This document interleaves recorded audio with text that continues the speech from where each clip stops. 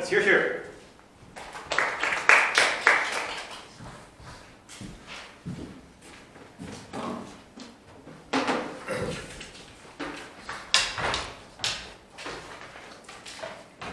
Thank you, Chairperson. Losers should realize that they are losers. Women are weak, so should act like a member of weak groups. Because society looks as such, we have no hope. We gotta put losers in ghetto. If you think that's a legitimate position, then you can vote for the other side of the house. We have no complaint about it. Based on this claim, I would like to ask you two questions in my speech. Firstly, does this proposal fuel oppression in a conservative context? Secondly, can we remove internalization of sexism from women? Moving on to the first question in this debate, does this proposal fuel oppression in conservative countries? Let's remember that Prime Minister contextualizes this debate in a very conservative and extreme circumstances in which killing is happening, right?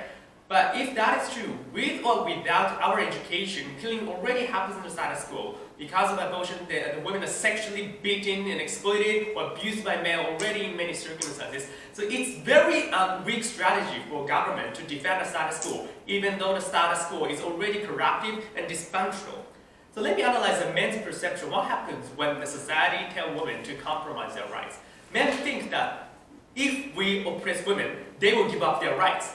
Therefore, we are entitled or able to oppress women even more and furthermore. And that's the kind of perception that men gain. So the killing will increase under their model. Oppression will increase under their model. When you give weapon or rhetorics to men to justify such oppression. And that's the result of entrenchment of male-centric social structures.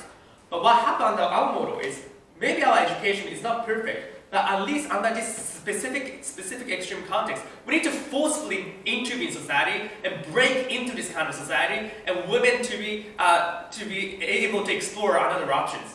Education is at least a social foundation or political infrastructure for society. When these individuals like Malala emerge in society, women are able to recognize that they are able to exercise a political agency and autonomy. This kind of perception change is important.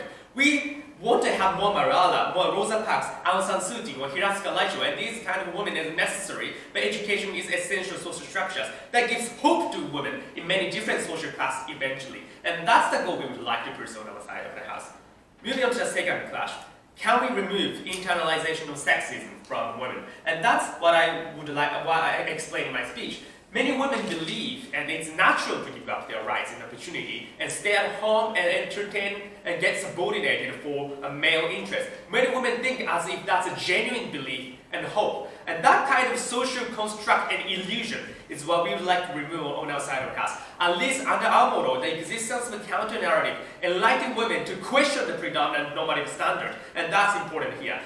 Therefore, the choice is eventually up to individual decision. If certain women or some women want to stay at home, then they are able to do so. But after experiencing different options, this kind of trade-off is only legitimate. And therefore, the choice is more likely to be based on the free will on our side of the house. And this is important. If at least a larger number of women pursue career options in the society, we have more role models for different social classes of women. For example, we have more politicians of women, more female doctors, female lawyers, female social movementers. There are a lot of women who can be a role model, which gives hope and motivation for individuals in different social classes. This kind of a bottom-up change is what we would like to generate in a longer term. Therefore, for that specific goal, we are happy to accept all the short-term harm explained by our government bench.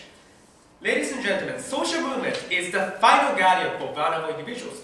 When the government is corruptive, companies and communities are abusive, or parents are even ignorant and conservative, who can protect you? We believe social movement is the last guardian, therefore has a duty and responsibility to protect the weakest of the weak, rather than catering to the privileged groups of society. That is what we are happy to oppose. Thank you.